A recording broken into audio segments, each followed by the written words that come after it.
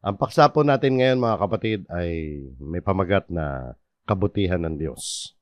Ang mga version ng Biblia na ating gagamitin ay ang Bagong Biblia, New King James Version, liban na kung babanggitin. Ang title natin ngayon mga kapatid ay katulad din ng title ng isang tanyag na awitin na ang pamagat ay Goodness of God. So pag-aralan po natin mga kapatid ang kabutihan ng Diyos. Kasi sa matagal na panahon na, mula pa nung halamanan ng Eden, mula pa roon ay talagang itong si Satanas ay talagang iniimpluwensyahan yung mga tao na questionin ang kabutihan ng Diyos. Para bagang iniimpluwensyahan na mga tao ay magalinlangan at malito tungkol sa kagandahang loob ng Diyos at sa kabaitan ng Diyos. Mahalaga mga kapatid na maintindihan natin mabuti ang tungkol sa kabutihan ng Diyos. Marami kasing kumo-question mga kapatid tungkol dito. Nabubuhay tayo sa panahon na ang mga tao ay nag-aalinlangan tungkol sa kabutihan ng Diyos. Ang kanilang mga tanong gaya halimbawa ng paano papayagan ng Diyos na isang mabuting Diyos, tapos papahintulutan niya na mapunta ang mga tao sa impyerno. Yun ang tanong, bakit ba may impyerno pa? O talagang mabait ang Diyos? Paano pa hintulutan ng isang mabuting Diyos ang kasalanan at si Satanas na magkaroon ng labis na kalayaan at magdulot ng labis na pinsala?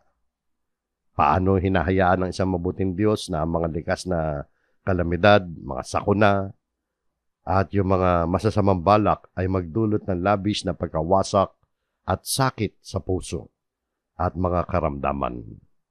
Paano hahayaan ng isang mabuting Diyos ang isang lalaki na halahin ang isang babae o kaya molestyahin ang isang bata o pumatay ng isang inosenteng biktima? Paano hahayaan ng isang mabuting Diyos na mangyari ang mga masasamang bagay sa mabubuting tao? So yan ang ilang mga bumabalot na mga tanong na nadidinig natin at nasa isipan ng mga tao. Upang makatulong tayo mga kapatid, ang pag-aaral nito na maalis ang pagdududa at alisin ang anumang kalituhan, suriin natin, pag-aralan natin mabuti ang mga pagtuturo ng banal na kasulatan tungkol sa kabutihan ng Diyos o yung tinatawag na the goodness of God. Ang ating lesson ngayon mga kapatid ay merong anim na punto. Pero bagamat ito'y may iiksi lang ito mga kapatid. Una, pag-aralan natin ang paglalarawan ng Biblia tungkol sa kabutihan ng Diyos. Yung pinaka-main na pundasyon ng kabutihan ng Diyos. Ikalawa, tatalakayin natin ang kabutihan ng Diyos ay hindi laging kaaya-aya. Ikatlo, ang kabutihan ng Diyos ay hindi pantay-pantay sa lahat ng pagkakataon. At ang ikaapat ay ang kabutihan ng Diyos ay nakabatay sa Kanya at hindi sa atin. At yung ikalima, ang kabutihan ng Diyos ay nagpapala sa atin sa pamamagitan ng lahat ng mga bagay. At sa huli, tatalakayin natin ang ating dapat na maging tugon sa kabutihan ng Diyos. So simulan po natin ang ating pag-aaral dito sa pinaka-pundasyon ng ating lesson ngayon, yung paglalarawan ng kabutihan ng Diyos. Ang sabi dito sa awit 119 verse 68, ikaw ay mabuti at gumagawa na mabuti. Ituro mo sa akin ang iyong mga tuntunin. So dalawang bagay mga kapatid, ang nakikita natin dito na pinaka-main tungkol sa kabutihan ng Diyos. Una, yung tungkol sa kanyang karakter. Pag sinabing karakter, yung kalikasan ng Diyos, kung ano yung natural sa Diyos. Ang sabi dito, ikaw ay mabuti. Sa mga kapatid ng Diyos natin ay mabuti.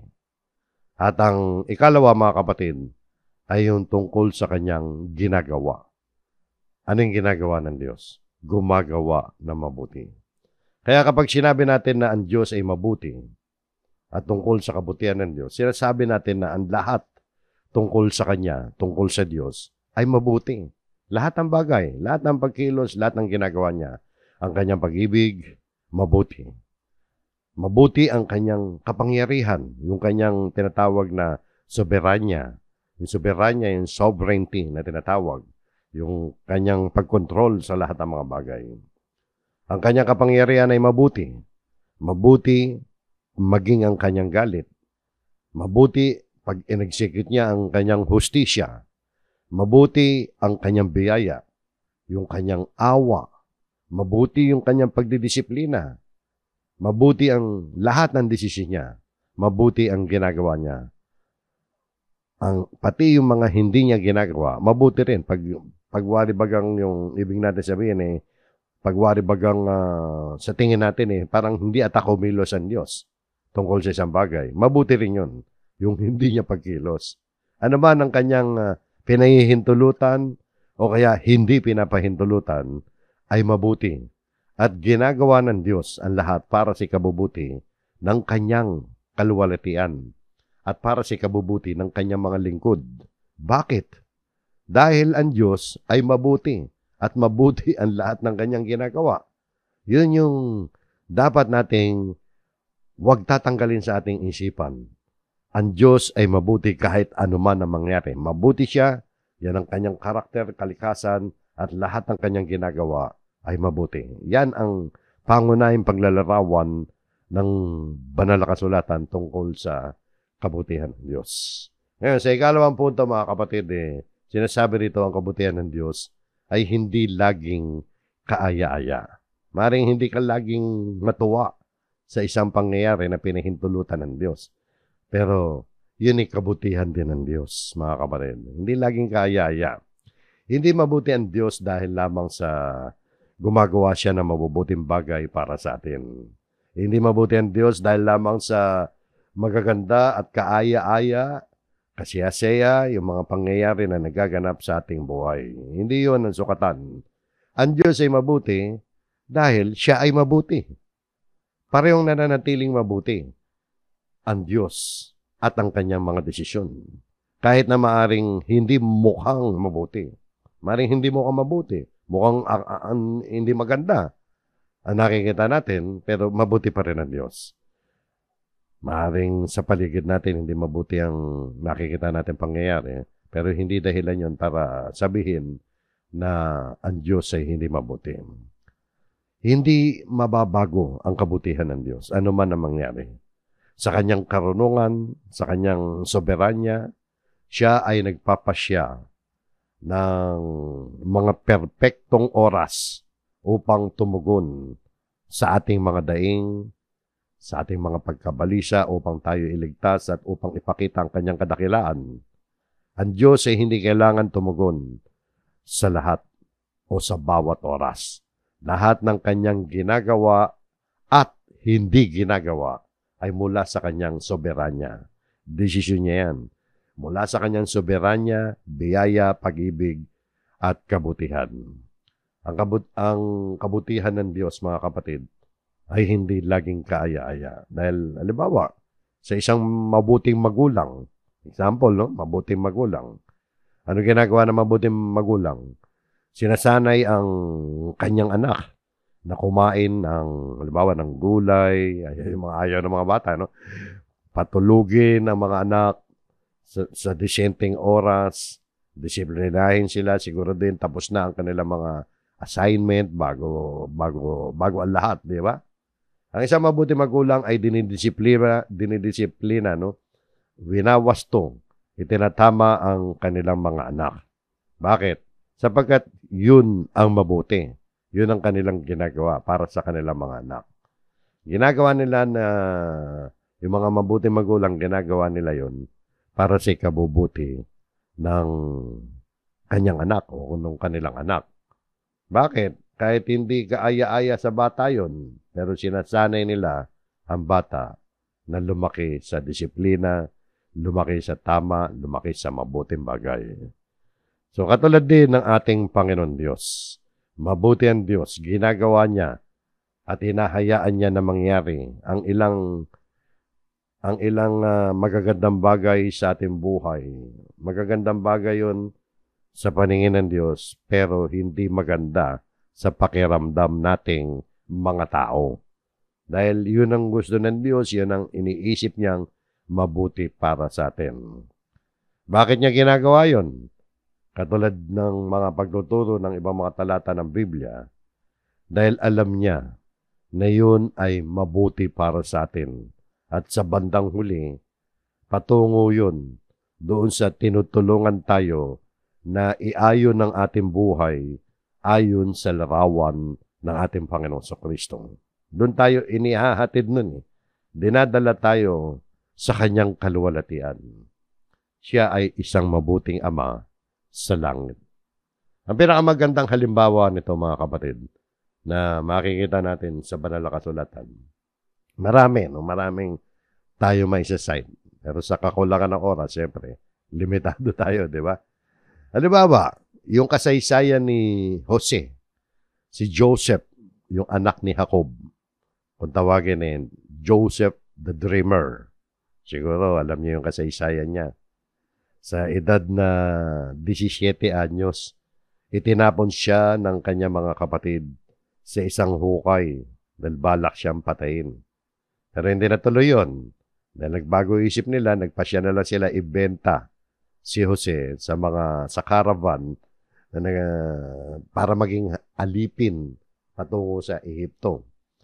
Nung nasa Egypt na si Jose, ano nangyari sa kanya? Nagtrabaho siya doon sa kay Potiphar ang pangalan. Si Potiphar ay isang mataas na opisyal sa Egypt.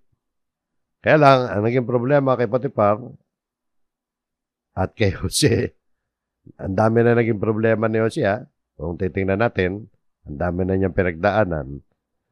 Pero itong asawa ni Potiphar ay inakusahan ng masama si Jose ng tangkang panggagasa. Ang resulta nun, nabilanggo si Jose ng ilang taon.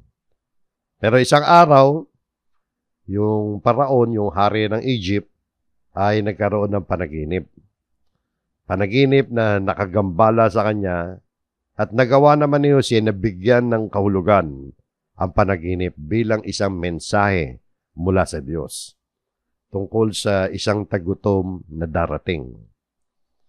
Binigyan ni Paraon si Jose ng tungkulin na maganda para sa tagutom na nagatid kay Jose upang maging pangalawang pinakamataas na posisyon sa lupain. Umayos ang kanyang buhay.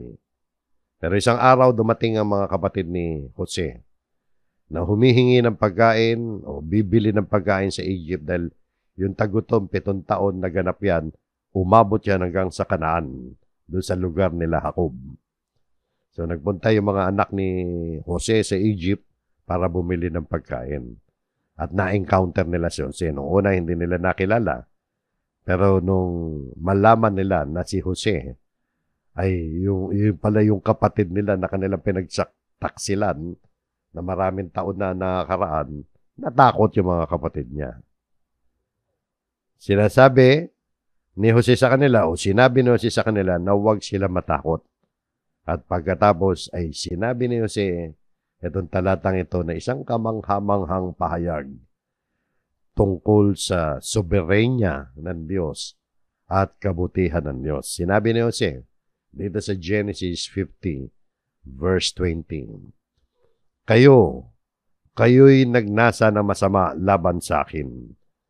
Ngunit inilagay ng Diyos para sa kabutihan upang mangyari ang gaya sa araw na ito upang mapanatiling buhay ang napakaraming tao.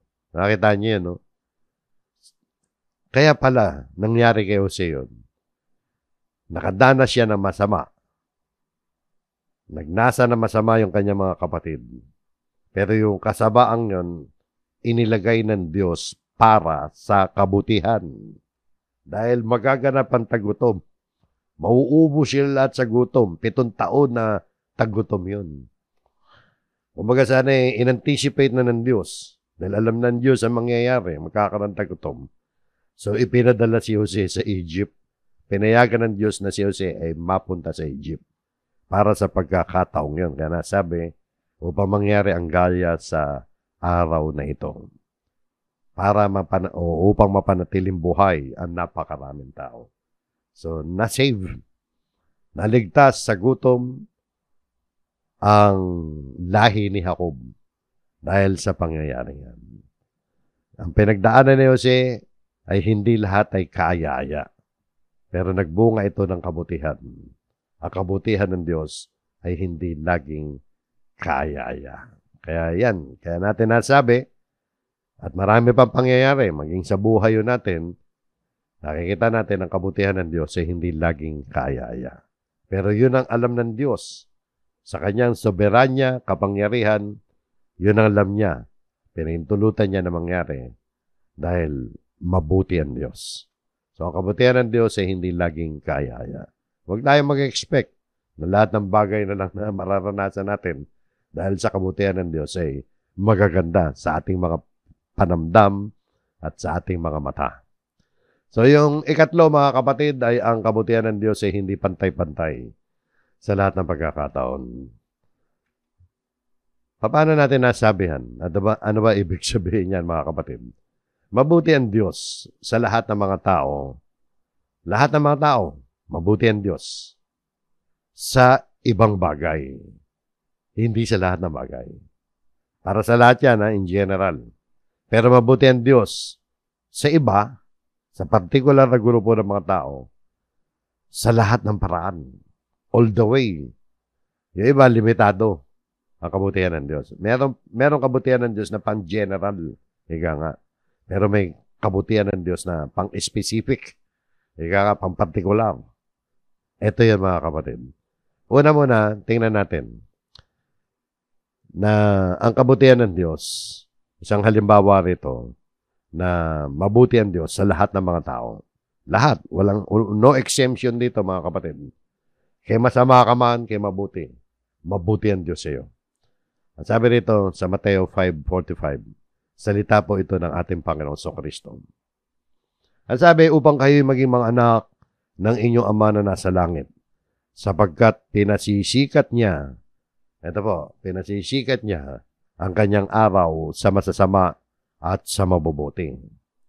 At nagpapaulan sa mga matuwid at sa mga di matuwid. So ano nakikita natin dyan? Hindi mo kailangan maging isang Kristiyano o manampalataya sa Diyos para makuha mo yung sikat ng araw at ang ulan. Di ba? Para sa lahat yan eh.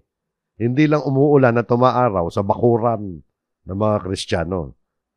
Umuulan sa lahat dahil itinakda ng Diyos ang ilang aspeto ng kanyang kabutihan na magagamit ng lahat ng mga tao, ateista ka man, naniniwala ka man sa Diyos o hindi, Kristiyano ka man, ateista o Kristiyano, para sa lahat yan, yung araw at ulan. So isang halimbawa yan na para sa lahat yan, in general yan. Ngunit, doon sa sinasabi rito, ang kabutihan ng Diyos ay hindi pantay-pantay sa lahat ng pagkakataon. Ang Diyos kasi ay mabuti rin sa ilan, sa lahat ng paraan naman. All the way ang kabutihan ng Diyos. At maganda kung ikaw ay masasakop niya all the way. Hindi lang yung matatanggap mo yung kabutihan ng Diyos na katulad niyan in general. May mga specific, particular na natatanggap ang ilang grupo ng mga tao dahil iba yung pagtingin sa kanila ng Diyos na iba. Ibig sabihin ay merong espesyal na kabutihan ng Diyos para sa ilang mga tao. At hindi applicable sa lahat. Ano yung tinutukoy ko? Yung mga Kristiyano, mga kapatid. Yung mga mananampalataya. Bakit natin nasabi na iba yung kabutihan ng Diyos sa mga mananampalataya? Tama, iba. Unang-una, doon lang sa salvation. Yung mga mananampalataya, ililigtas ng Diyos. At yung mga hindi mananampalataya, yung mga ayaw talaga manampalataya, parurusahan ng Diyos. Yung mga mananampalataya ay binigyan ng Diyos ng kakayahang tamasahin ang kanyang kabutihan sa mga paraang hindi kailanman mapapahalagahan ng sanlibutan. Ibinigay niya sa atin ang kanyang mga revelations na dahil yun itinuturo sa atin sa pamamagitan ng salita ng Diyos. Ibinigay ng Diyos sa atin ang kanyang Holy Spirit upang gabayan tayo sa ating pamumuhay. Hindi binibigay yan sa lahat ng mga tao, sa mga exclusive lang yan para sa mga mananampalataya.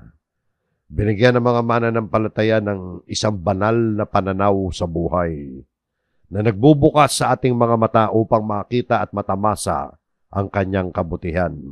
Higit nating na-appreciate ang kabutihan ng Diyos. Kaya hindi nga pantay-pantay sa lahat ng pagkakataon. Katulad nito sinasabi ni Apostol Pablo sa Efeso 1:3 na ito'y para sa mga mananampalataya lang. Kung hindi ka mananampalataya, hindi ka kasama rito. Ang sabi rito sa Efeso 1:3, purihin nawa ang Diyos at Ama ng ating Panginoong Hesukristo. Ito yung nakakulay dilaw, mga kapatid. Exclusive yan. Hindi sa lahat ng mga tao binibigayan. Na siyang nagpala sa atin kay Kristo. Anong klaseng pagpapala? Pagpapala ng bawat pagpapalang espiritual sa sangkalangitan. Isipin nga ninyo, no? Supernatural na yan. Spiritual na yan sa sangkalangitan. Kanina ibinibigay yan? Yung pagpapalang yan sa mga na kay Kristo, yung mga mananampalataya. Kaya kung ikaw ay anak ng Diyos, kung gayon, ay nabigyan ka na ng bawat spiritual o supernatural na pagpapalang meron sa sangkalangitan dahil sa iyong kaugnayan kay Kristo. Ang Diyos ay mabuti sa ilan sa lahat ng paraan. Yan ang sinasabi natin. Sa lahat ng paraan, all the way yan. Isang mabuting Diyos lang ang makagagawa ng ganyan. Nabigyan ka ng pagpapalang espiritual sa sangkalangitan. Kaya nga nasabi natin nga, ang kabutihan ng Diyos ay hindi pantay-pantay sa lahat ng pagkakataon. Hindi dahil meron discrimination. No, kundi yan ang desisyon ng Diyos eh. Yung desisyon na yan, gaya nung yung pundasyon natin kanina, dahil mabuti ang Diyos, kaya ganyan. Bakit natin nasabing mabuti yan? Dahil mabuti ang Diyos, yan ang naging desisyon niya. So, yan pa mga kapatid. Ang ikaapat mga kapatid ay ang kabutihan ng Diyos ay nakabatay sa Kanya at hindi sa atin. So, nakabatay sa Diyos yan. Maaaring sa paningin natin ay hindi mabuti. No? Ang Diyos ang nagtatakda ng pamantayan kung ano ang mabuti at kung ano ang hindi. Hindi mahalaga kung gaano kaganda ang itsura niyan. Kung gaano kaganda ang pakiramdam natin. Hindi yun ang tinitingnan. Kundi ito ay desisyon ng Diyos. Kahit anong ganda niyan, kahit anong sarap pa ng pakiramdam niyan, kung hindi ito mula sa Diyos, hindi yan mabuti. Meron mga bagay sa daigdig na natatamasa ang tao. Akala niya mabuti yun, pero hindi naman pala. Ang Diyos ang pamantayan ng kung ano ang mabuti. Dahil ang kalikasan ng Diyos ay mabuti. Lahat ng mabubuting bagay ay nagmumula sa Kanya. Ipinahiwatig yan, mga kapatid, ng ating Panginoon Kristo. Dahil ang Diyos lamang ang mabuti, sabi ng Panginoon. Sinabi sa kanila ni Jesus, bakit mo ako tinatawag na mabuti? Walang mabuti, kundi ang Diyos lamang. Ang Diyos lamang ang mabuti. Ang Panginoon Kristo ay Diyos din. Kasama siya sa mabuti. Pero ang punto rito mga kapatid, nasa Diyos ang pamantayan ng kabutihan. Wala po sa atin. Kaya mga kapatid, yung salitang, alam ba, gumawa ka na mabuti. Ano ba mabuti iniisip mo, di ba? Minsan mabuti sa iba, pero masama sa Diyos. Meron nung ganun mga kapatid. Marami yung ganun. At ito pa sinasabi sa awit tungkol dyan. O inyong subukan at tingnan na mabuti ang Panginoon. Maligaya ang tao na sa Kanya'y nanganganlong.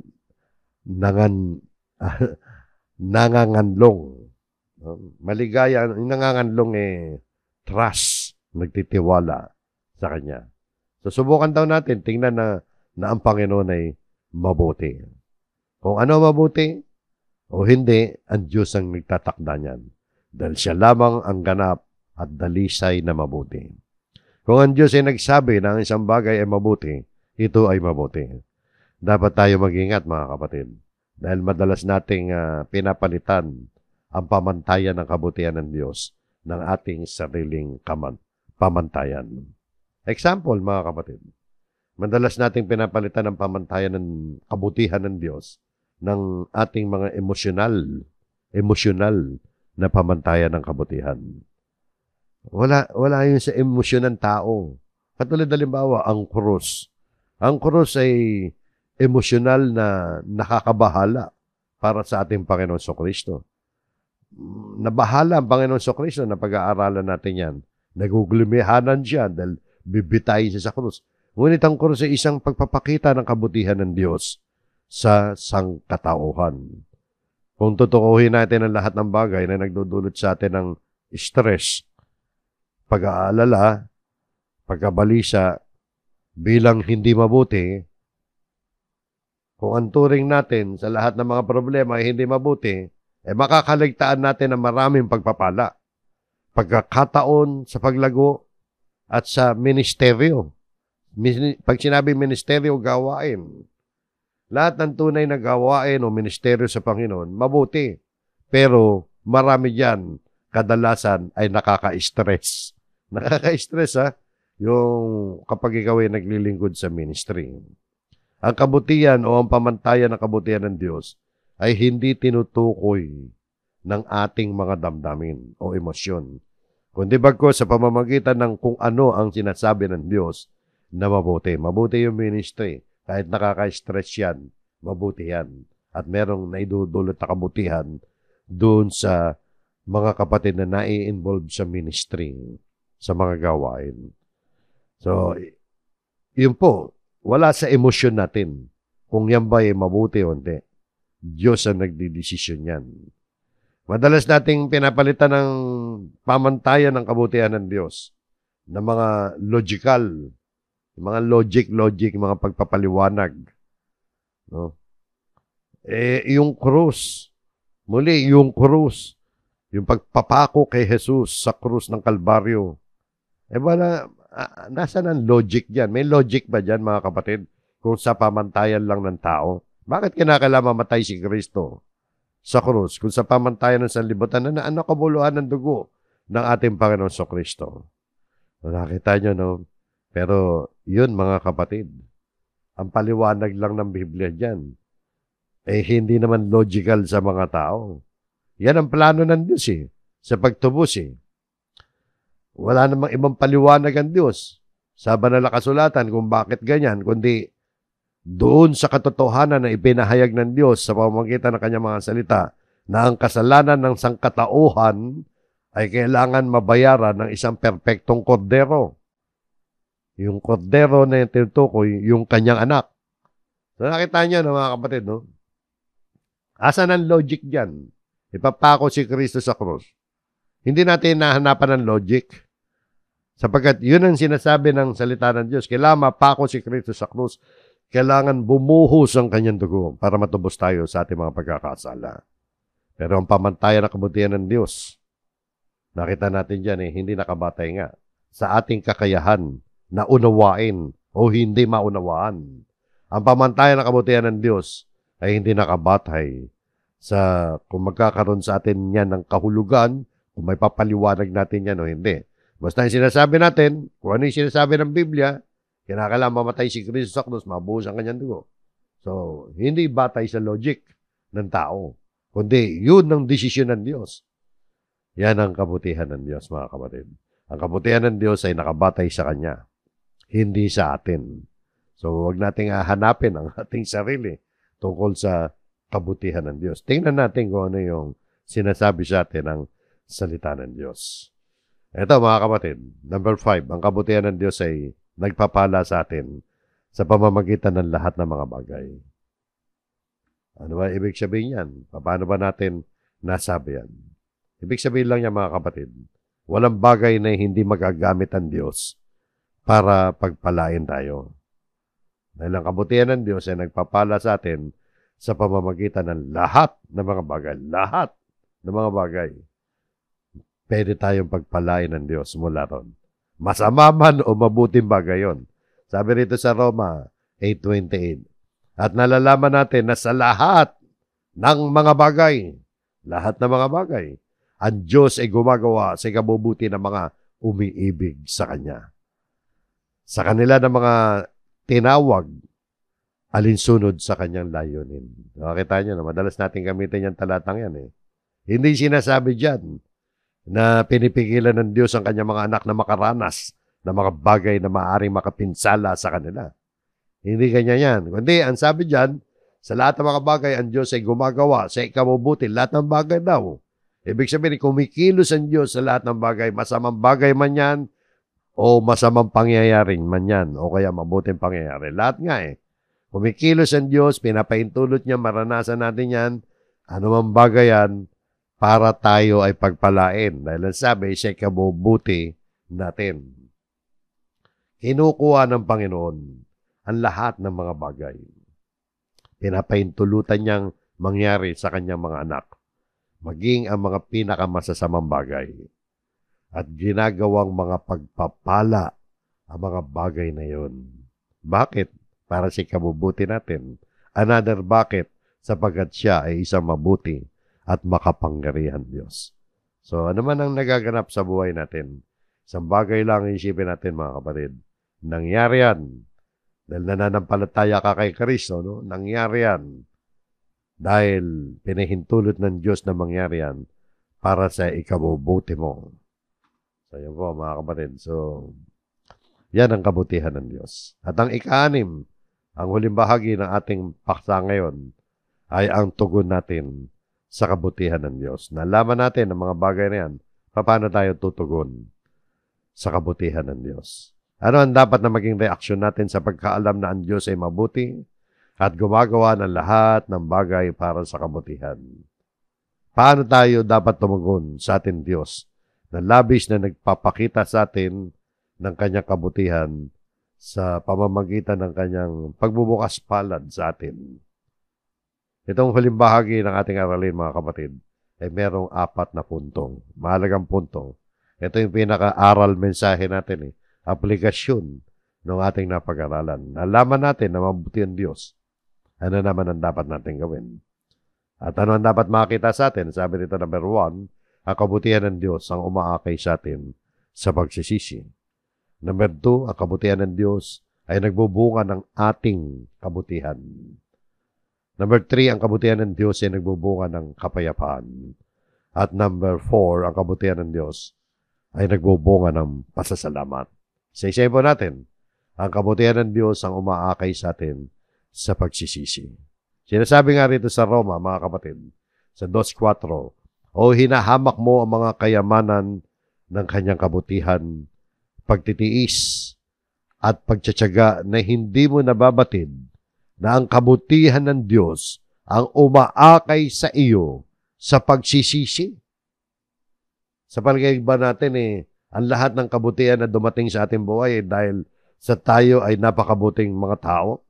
Ginawa ba ng Diyos ito para sa atin dahil karapat-dapat tayo? Hindi po. No, hindi tayo mabuti. Lahat nga tayo nagkasala sa harap ng Diyos. Pero bakit ba natin naranasan yan, mga kabutihan ng Diyos? Magmula nung isinilang tayo sa mundong ito hanggang ngayon. Dahil nais ng Diyos na malaman natin na siya ay naging mabuti, mabait, mapagmahal, mapagbigay sa atin.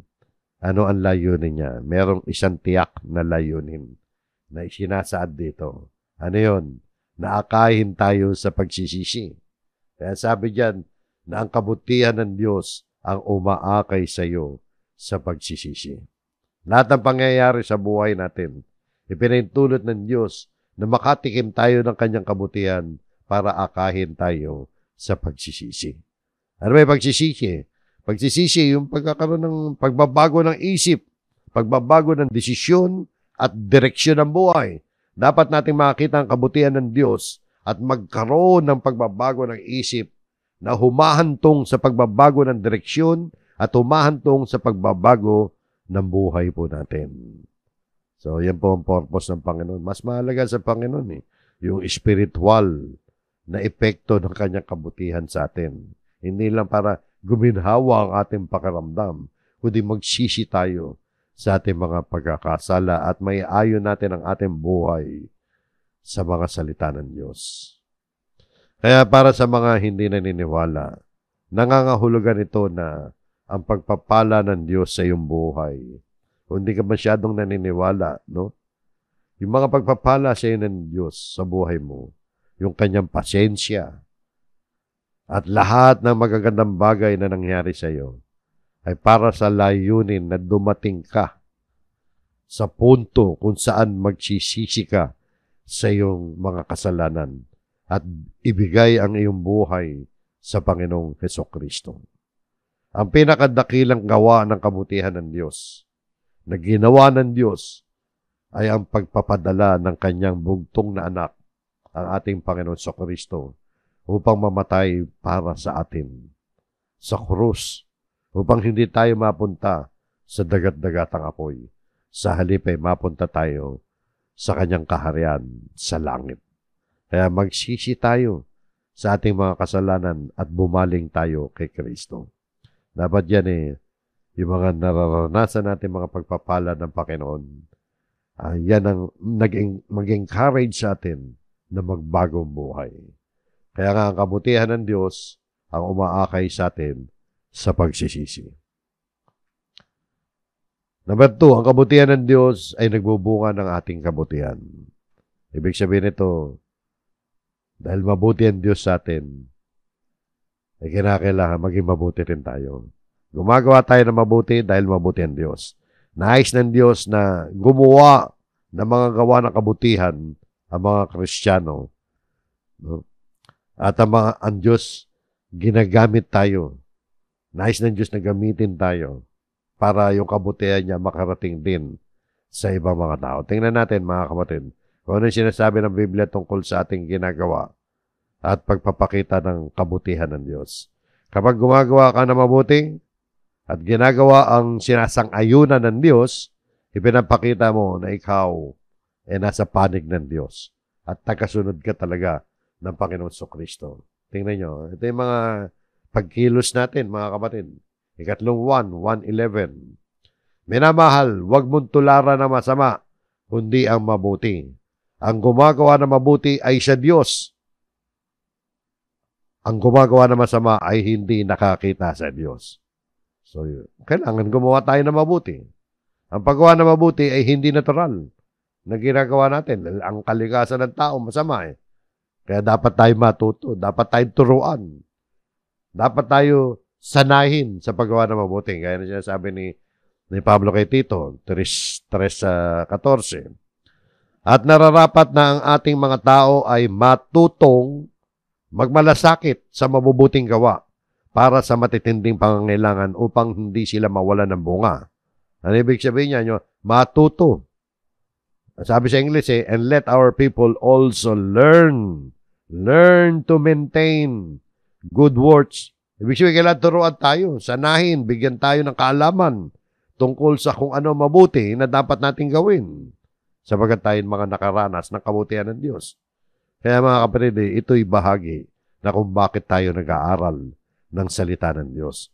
Dahil ito ay nagtuturo sa atin, nagsasanay sa atin, matututo tayo ng kabutihan. So, mahalaga yung ating pag-aaral palagi ng salita ng Diyos para makagawa naman tayo ng mabuti. At ito pa yung sinasabi nung sumulat ng Hebreo, huwag nating kalimutan talaga gumawa ng mabuti. Dahil tayo nakaranas sa kabutihan ng Diyos, itong commandment sa atin. Sa Hebreo 13:16, huwag ninyong kaliligtaan, o ibig sabihin, huwag nating kakalimutan, do not forget, na ang paggawa ng mabuti at ang pamamahagi. Ano yung pamamahagi? To share. Pag sinabing share, yung ibahagi mo naman. Yung iba na meron ka. Kung anong meron ka, yun ang ibahagi mo. Pero siyempre, iniisip din natin yan. Kung paano tayo mamamahagi, di ba? Hindi naman basta bigay ka na lang ng bigay. Tinitingnan mo rin, baka kabibigay mo. Kinukonsinti mo ang tao na maging tamad. O kaya maging irresponsable. Hindi ganon, no? Kaya nga nag-aaral tayo ng banal na kasulatan, eh. Nagkaroon tayo ng lesson tungkol sa katamaran. Ayaw ng Diyos yung tamad. Kasalanan na maging tamad. Pero sabi nito mga kapatid, huwag daw natin kakalimutan yung paggawa na mabuti at yung pamamahagi. Pamamahagi mga kapatid, to share. Yung mamigay naman tayo, tumulong tayo. Lahat tayo, ha? Hindi naman yung ikaw na lang ang binibigyan. Natutunan natin yan, di ba? Napag-aralan natin yan ng isang ng isang Sunday, yung lesson natin tungkol sa kasipagan at katamaran. Bakit ba kinakailangan gawin natin yan? Sapagkat ang Diyos ay nalulugod sa gayong mga hain. Nalulugod ang Diyos. Sa mga ganong hain, yung hain, sacrifices, yung handog. O sapagkat ang Diyos ay nalulugod sa gayong mga handog. Hindi pala hain. Yun din yun mga kapatid. Nasanay ako doon sa lumang Tagalog na hain. Sa Tagalog ng Biblia, hain yan. So, handog. Sacrifices. So, kumbaga sa nung unang panahon may mga burnt offering. Pero sa panahon Kristiyano, ganyan na ang offering natin. Yung wala nang burnt offering ngayon eh. Yung paggawa na mabuti at pamamahagi. So, dapat makita sa buhay natin yan.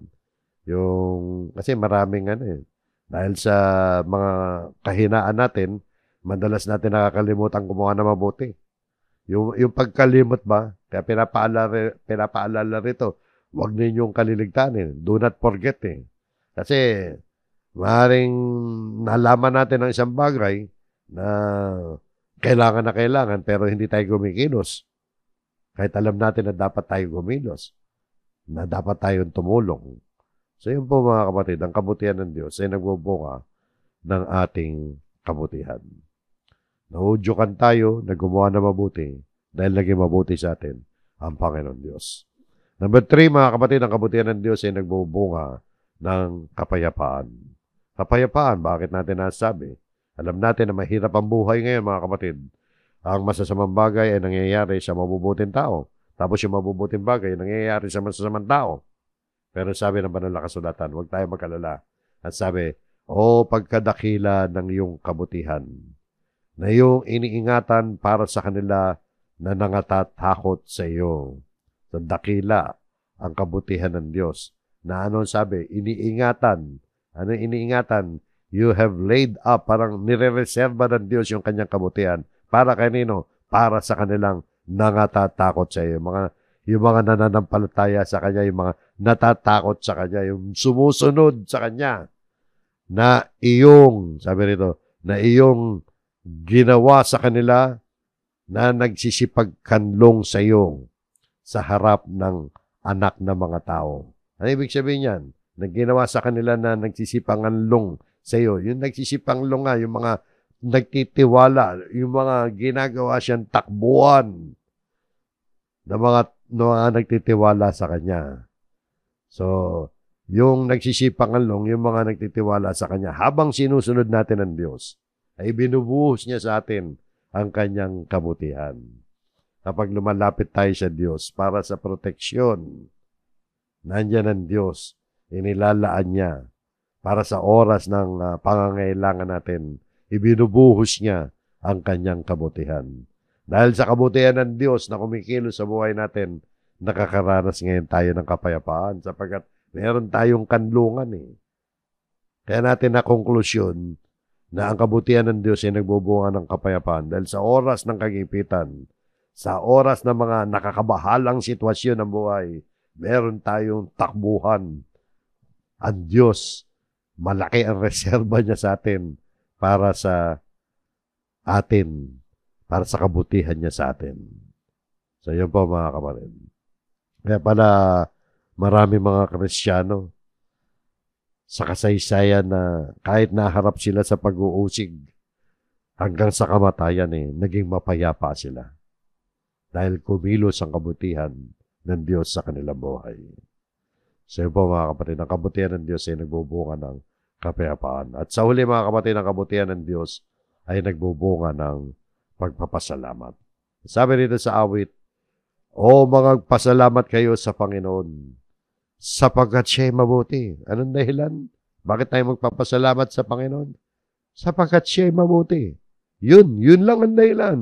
Kaya tayo nagpapasalamat sa Panginoon. Sapagkat ang kanyang kagandang loob ay magpakailanman. So ang Diyos ay isang mabuting tagapagbigay ng mga kaloob. Yung kanyang kagandang loob ay magpakailanman. Kaya mga kapatid, pasalamatan natin ng Diyos sa paggising pa lang natin sa umaga. Mabuti naman yun, yung kanyang kagandang loob, magpakailanman Pagising mo sa umaga, magpasalamat ka agad sa Diyos dahil binigyan ka ng panibagong araw at iniligtas ka sa magdamag. Pasalamatan natin ang Diyos sa lahat ng malalaking bagay at sa lahat ng maliliit na bagay na ating tinatanggap sa buhay nito.